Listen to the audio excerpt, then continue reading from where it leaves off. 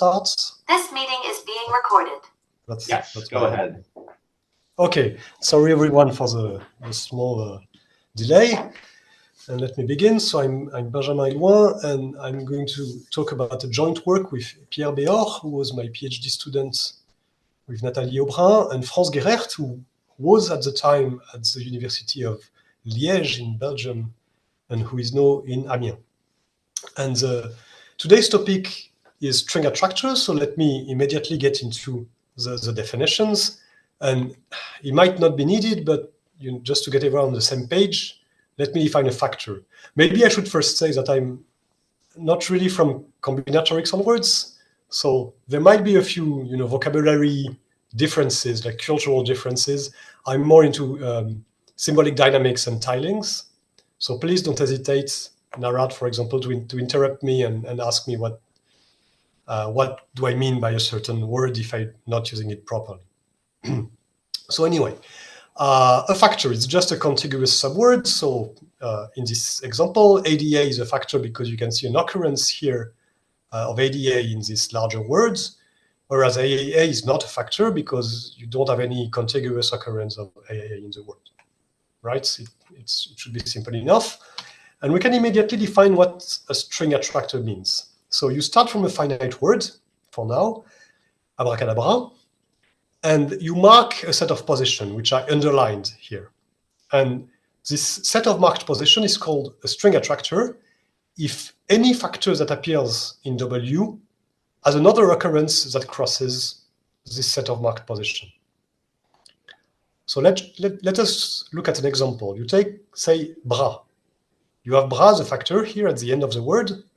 It's not crossing the set of marked position, but you have another occurrence here at the beginning that do cross the set of marked position.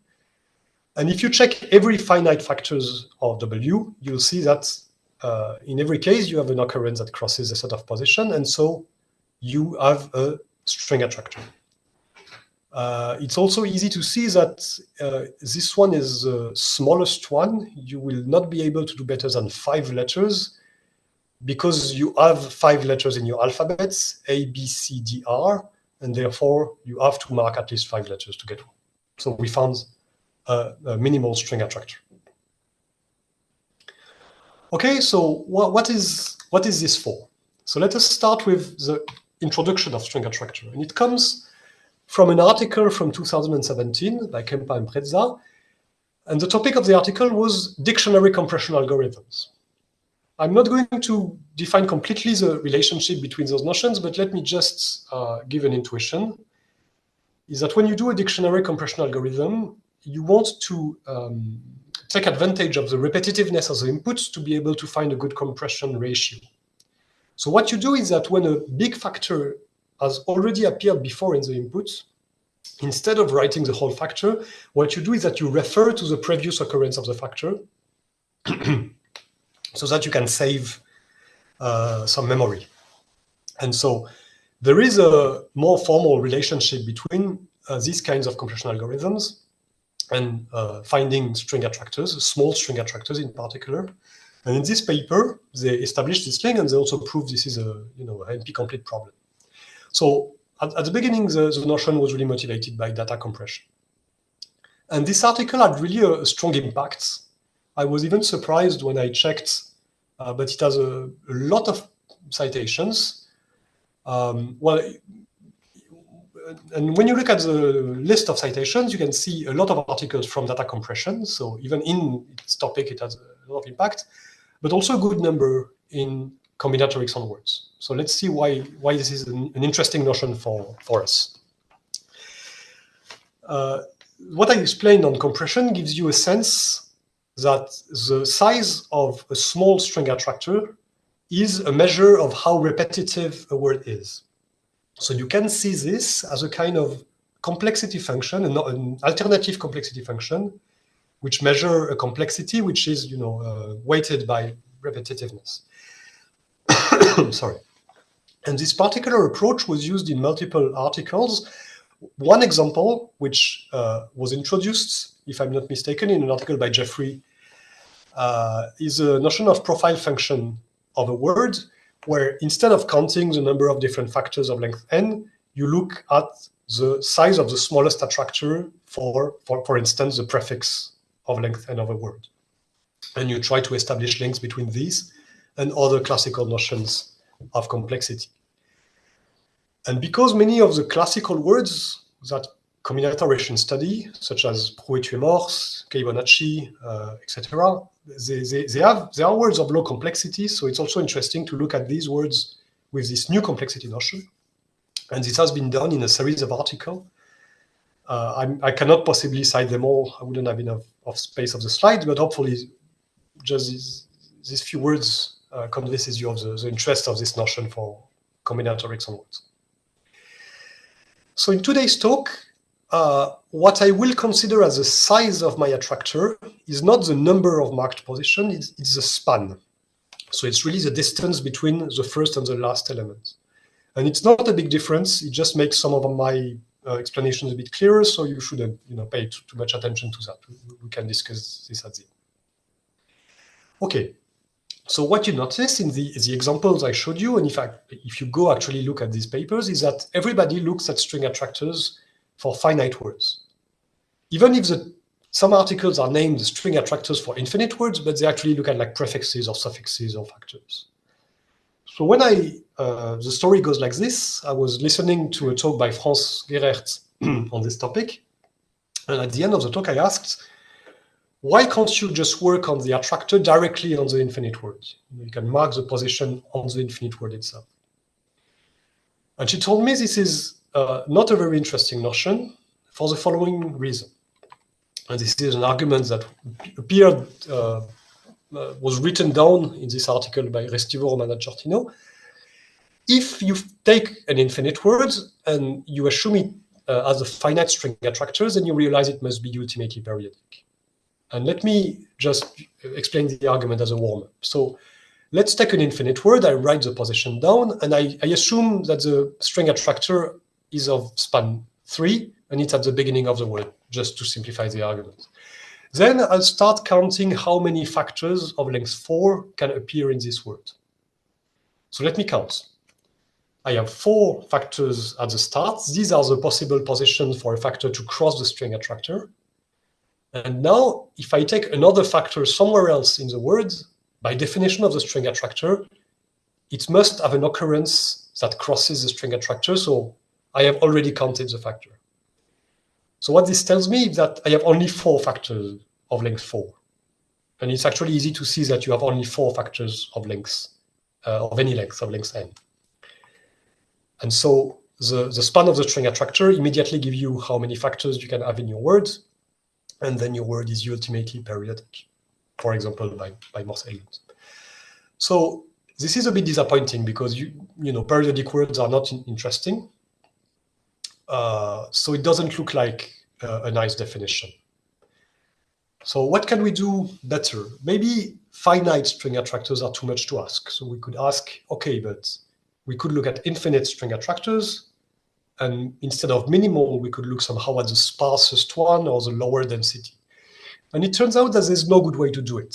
So I won't give the full detail, but essentially, there's no smallest infinite string attractor notion that is robust. You can always find the sparsest string attractor. And in particular, if you want to ask, what is the minimal density for a string attractor of any word that is of interest to you, the answer will always be 0. So it's hard to find a good question there. So overall, it's all a bit disappointing. It doesn't seem like you can work directly with infinite words with this object. But when Franz answered me essentially gave me this essentially this answer, instead of being disappointed, my reaction was rather, no, I meant infinite word, like the normal kinds, the two-sided kinds. And it may be a cultural thing, but I would never think of an infinite word on one-sided. So this is probably, I don't know, tiling theory of something. So we can look at two-sided words instead. And things will become much more interesting. To begin with, let us take a look at what's happened with this argument, this restivo-romanette shortening argument, let's count the factors for a two-sided infinite words that admit a finite string attractor. So in this case, I took a string attractor of span 1. It doesn't matter much. And let's count the factors, the positions for the possible position for a factor of length 4 to cross the string attractor. And you can see that there's 5 of them. You know, the first one crosses on the one letter on the right, and the last one crosses one letter on the left. And it's not very hard to see that if you count the factors of length n, you will find exactly n plus 1 possible position.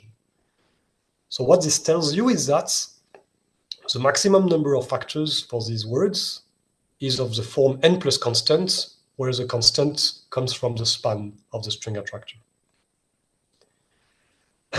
And I don't think I need to tell you that these words need not be ultimately periodic. So this gives us a good hope that we can find something interesting in this family.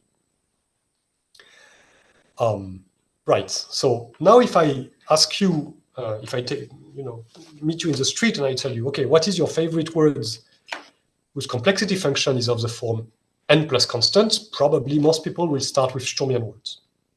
So let me give a quick definition of Sturmian words.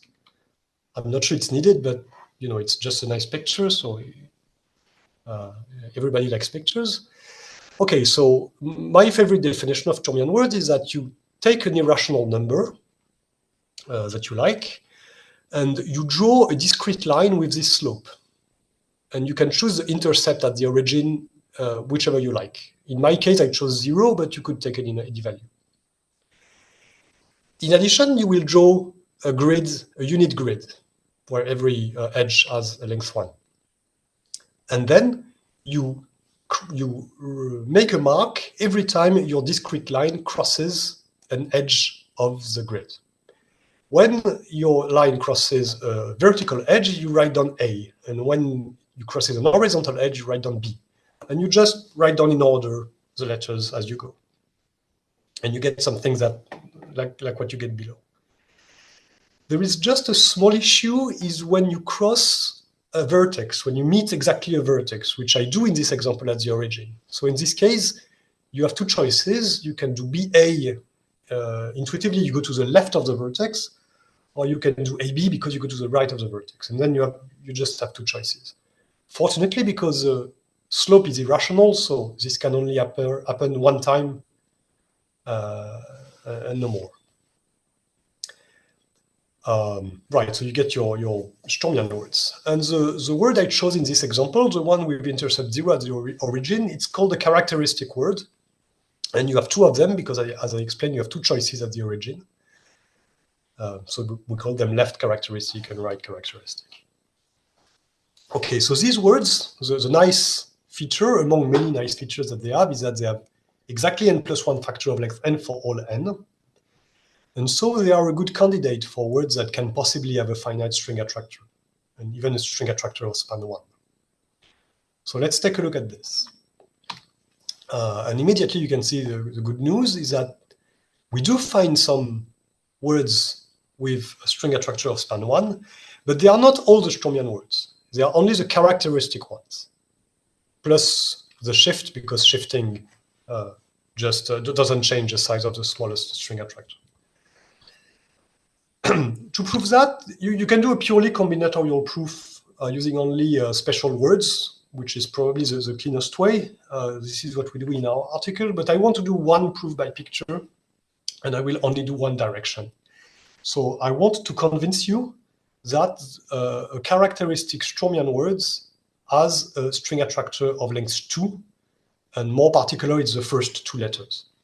So let's see how it goes. I choose any irrational slope. I don't remember, I think it's pi divided by 5 in this example. And I take a factor of the characteristic words, and I just took one factor, in this case, ABA, ABA. So because of the definition of Sturmian words, because I'm a factor, it means that by zooming on the grid where I meet my factor, I have a picture that looks like this when my line crosses the horizontal and vertical line in this order. And now what you can notice is that if you take your line and you lower it slowly without crossing a vertex of the grid, you will not change the associated factor. So I take my line and I lower it without crossing a vertex until I touch my first vertex where you have the black circle here. And you can see that by doing that, I'm not changing the factor. It's just another part of a discrete line with the same corresponding to the same factor. And now if you look at the lower line, it's still the same factor if you choose to go to the left of the black circle, but this corresponds to what you see at the origin of the characteristic word. So what this tells you is that this factor appears exactly in this position around the origin because the characteristic word meets the grid at the origin. And if you want to do the proof for right characteristic, then you just go up instead of going down. So it's very so just a nice proof by picture that you every factor of a Stromian words appears in around the origin in the characteristic word of the same slope. Okay, if this is clear, and I won't do the other side, which is, as I said, just a bit more combinatorial and tedious. And I think this argument was known. It's probably been used in many places, maybe not stated this way. We found it in another paper, which was on a different topic, and I'll talk about this paper later. So I'll just mention this. But anyway, hopefully you are convinced by the proof. Okay. So then we have a characterization of words of span 1, and in particular, you can notice that you have a lot of Stromian words which are not in this characterization. So before looking at other spans, we can wonder what's happening with non-characteristic Stromian words. Do they have span 2 or maybe span 7? What's going on? Well, actually, it's not so nice. They don't have any finite string attractor. So in the Stromian words case, you go from a span 1 to infinite span, like no finite string attractor at all. So it's a kind of brutal difference. And let me give a few explanations about why this is the case, because it's also a pretty understandable proof. And this proof uses the characterization of Stromian words by substitution, which, again, most of you already know. So I will just need the fact that if you start from any Stromian words, I think I took the characteristic word of before here, and you have two substitutions that I call Stromian. These are the right substitution. You have with phi A, you add a on the right of a b, and with phi b, you add a b on the right to every a. Then every Stromian words have a pre-image by one of these two substitutions. What does this mean? It means that you can cut your Stromian words into subwords of, in this case, it's ABAs because it's a left substitution. And you get a nice partition like this. And then the pre-image just consists in replacing your BAs by Bs and your A by As. And then you get this pre-image. And you can iterate this process because what you get down there is a Stromian word with a different slope. And this Stromian word down there will get a pre-image by phi b, and so on and so forth. So what is the relationship between this substitution and our results? It's the following. Let us imagine that we find a Stromian words, which would not be characteristic, say, and that this Stromian word have a string attractor with 7 position, for example. So here you go. It's span 7, but with 4 marked position. What we can do is that we can make a desubstitution of this word, which is what this picture represents. So, for example, here you have AB, and you can see that it's sent to B because it's a desubstitution by the substitution. Oh, sorry, this one is a left substitution. It was not consistent. Anyway, what this does, you can check it by hand. It's not so easy. It's a bit tedious, but you can check by hand that Stromian substitutions are well behaved, and so they maintain the notion of string attractor in a sense. So you look at your string attractor on your word, you make a desubstitution, you look at the pre-image of the positions of your attractor, and this is a string attractor for the pre-image. And because the substitution is growing, by taking the pre-image, you make the string attractor smaller. And you can iterate this argument, making the string attractor smaller and smaller until you reach span 1, at which point it stops being smaller. Sorry.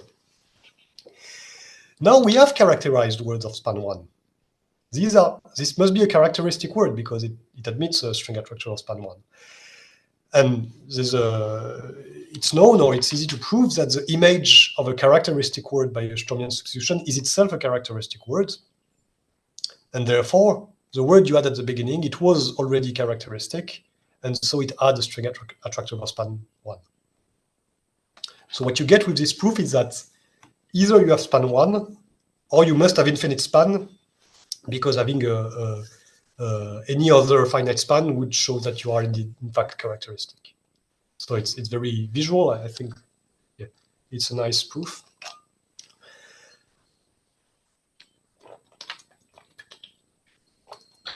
Sorry. All right. Any questions so far?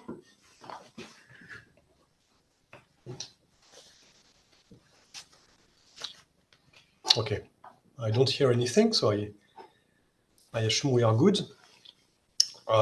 Okay, so non-characteristic Sturmian words, they are not good candidates for having a finite span except 1. So what other candidates do we have? Well, as I explained before, if you have a finite string attractor, then your complexity function must be of the form n plus k for a constant k. And these words, the words that have this complexity, they are called quasi-Sturmian, which makes sense. I mean, they are just Sturmian when you replace the 1 by a k.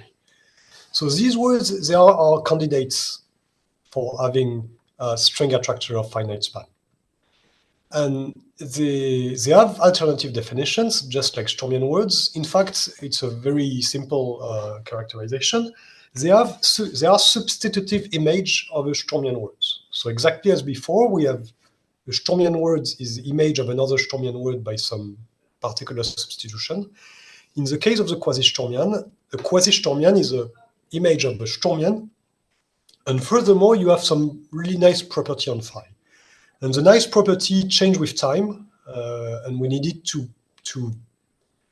work a bit to get the property we needed on phi. So there's been multiple variation on this result with time. So you can ask for an aperiodic substitution, you can ask for a return morphism, and so on and so forth.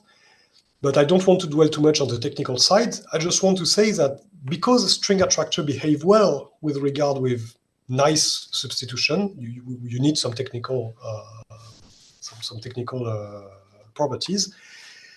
We can work with this substitution to prove that you have a finite string attractor if and only if you are the image with this substitution of a characteristic Sturmian word, which is what I call here a characteristic quasi-Sturmian word. So once again, when you take a quasi-Sturmian word, you have two situations. If you look at the pre-image through the substitution phi, if you are the image of a characteristic word or maybe a shift of a characteristic word, then you have a finite string attractor. If you are the image of a non-characteristic word, then you do not have any finite string attractor. So the situation is really the same as in Sturmian words. It's not very surprising. It's probably a bit more difficult to prove than it looks, or at least the proofs are more tedious, the one we got anyway, even though the result is exactly what we would expect. And it's a bit better than that. We have actually an exact correspondence between the size of the smallest string attractor and the complexity function of the quasi-Sturmian. So it's really the same number. The k of the number of factors is the same as the span of the smallest string attractor. So one inequality was clear, but you could imagine that you have a word with complexity n+2, but the smallest string attractor is of size of span 3, for example. But this is not the case. You always reach the best possible span. So this is pretty nice. Okay, let me just check how I'm doing with the time. Okay, I have still a bit of time. So let me. So this was our main results. We have this nice characterization of words with finite span. We find a new characterization of Stromian words, which is probably not something that happen very often, but anyway, I'll just mention it's more of a side remarks, so more minor results. One thing that we try to look, as I said, I come from words of subshifts, symbolic dynamics instead of words, so it's pretty natural to ask what's happening if instead of looking at string attractors on individual words, I'm looking at string attractor for a whole set of words, in particular for subshifts. So I don't want to give full definition because it's really a side remark. I'll just mention that what is a subshift? It's a set of infinite words where you have just forbidden some set of forbidden factors. And well, as we saw in the talk, the only words with finite string attractors, they are quasi-Sturmian characteristic words. So if you look at the corresponding subshift, it contains all the other quasi-Sturmian words, and those ones do not have finite string attractors. So in the world of subshifts, finite string attractors come back to being uninteresting. They only contain periodic points. So at this point, we can, the only thing that we can do is ask, okay, so finite string attractors are not nice, they're not interesting. Infinite string attractor, it's hard to tell what is the smallest. The last thing you can do is look at string attractors with a particular structure. And the arguably most natural thing is what's going on with arithmetic progressions, for example. What are the set of words where all the arithmetic progressions, so the sets of the form KZ and the shifts of it, can we say anything about these words? And I mean, it's not really deep, but I just want to mention that when you look at this example of arithmetic progression, you find, you come back to some notions, to some definitions that come from symbolic dynamics. So the notion of modulo recurrent word and the notion of totally minimal subshifts can be expressed at least partially with the word of string attractors. So it's always interesting to find bridges like this between the words, especially in the case of totally minimal subshifts, which I don't want to define. We have an equivalence. So just to mention the existence of these kinds of bridges, and I'll talk in a moment of another example of this kind of relationship between combinatorics on words and more symbolic dynamic things. So first of all, to sum up what we have, we completely characterize two-sided words, infinite words with a finite string attractor, which gives us a new characterization for characteristic words. And it turns out that this characterization of characteristic words looks very similar to another characterization that can be found in a paper of Sébastien Barbieri, Sébastien Abbé, and I forgot her first name, Starosta, which is about a notion called indistinguishable pairs. So I don't want to give definition. Let me just mention that indistinguishable pair is something that comes from Gibbs theory, so more like statistical physics. It's introduced to study notions of cohomology and cocycles, and really something that seems a bit far from combinatorics on words. But when they try to characterize words that form an indistinguishable pair of size 2, it turns out to be exactly the characteristic Sturmian words. And the same thing with higher sides. So the definition seems very different.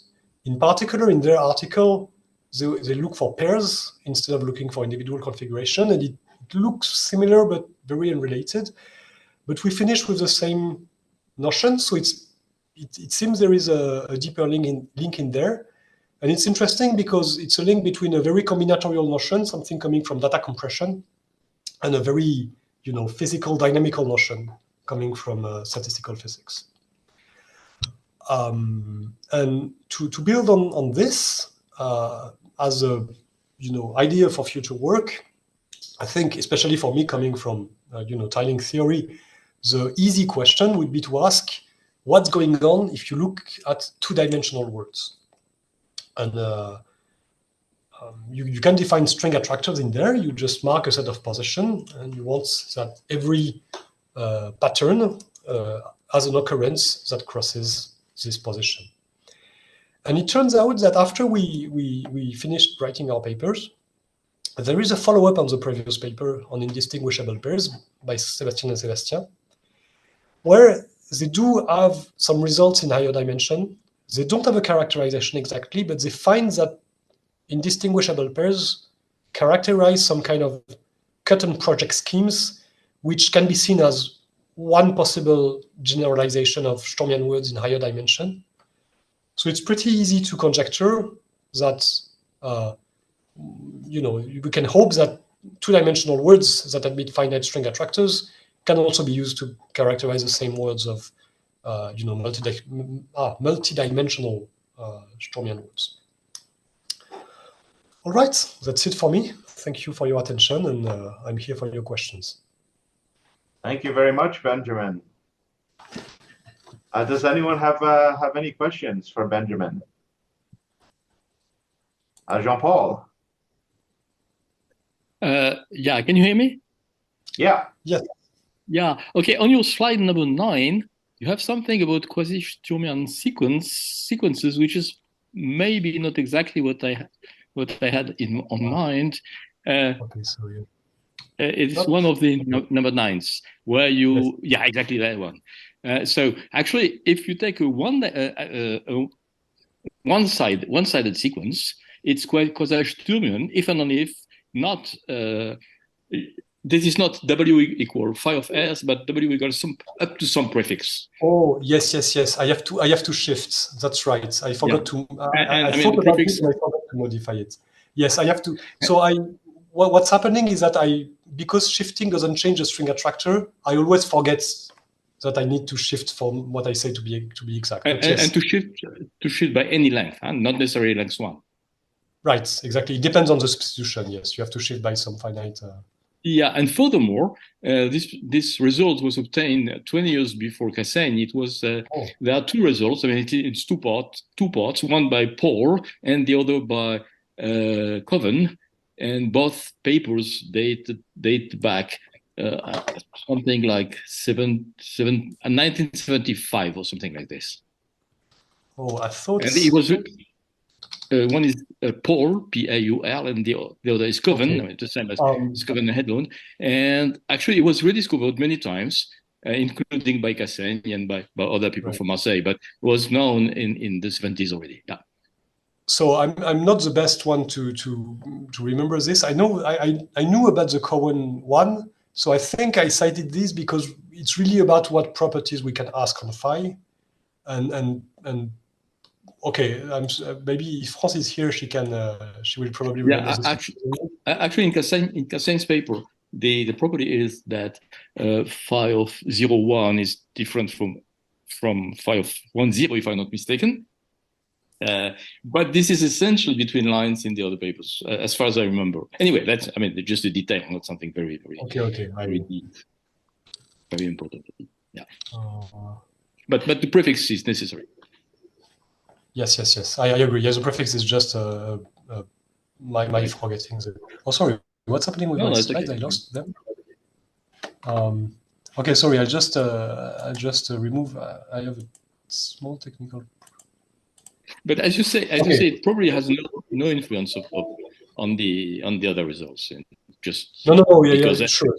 The shift doesn't impact the. I agree. Yes. Absolutely. Yeah. Hajime, did you have a question? Yes. May I see page 10?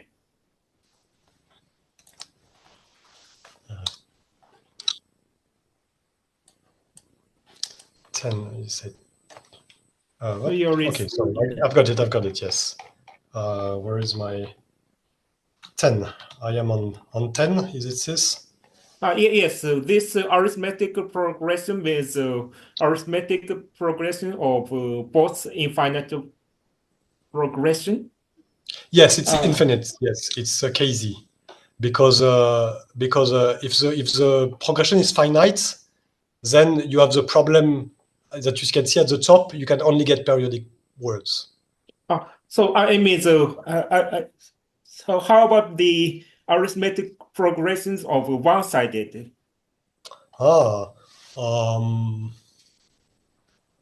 I never think about one-sided. Okay, let me see. My belief is that it So won't change much, actually. So if you look at a single word and you have an arithmetic progression to the right, then the word will be modulo recurrent, but only on the right, I think. So modulo recurrent, just to give you an intuition, it means uniformly recurrent. So every factor must appear in a regular way often. But modulo also means that the factor cannot appear only along some arithmetic progression, along some subsequence. They must cover every possible arithmetic progression. And so if you only have one side, probably then you only get the property on the word on one side, which is, this is what I expect. Okay, thank you. Yeah, Gabriele.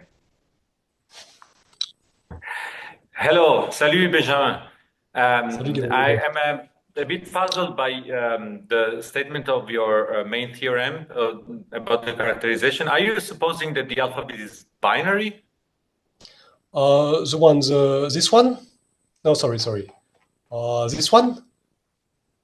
Oh, I'm Yes. assuming, sorry. No, I'm assuming the word is aperiodic. Is this your point? I forgot to write this. Yeah, I understood that you are supposing that the word is aperiodic to get a characterization, but is this characterization valid only in the binary case? No, it's not. Alphabet of size 2?